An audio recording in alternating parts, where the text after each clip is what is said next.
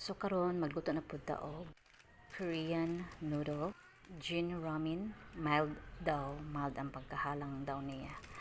Be ato jud sulayan ug bagyod ang iyang pagkahalang. And I don't know, murag sa face palandaan, murag boring naman siya na pagka noodles. I mean, boring siya na pagka ramen.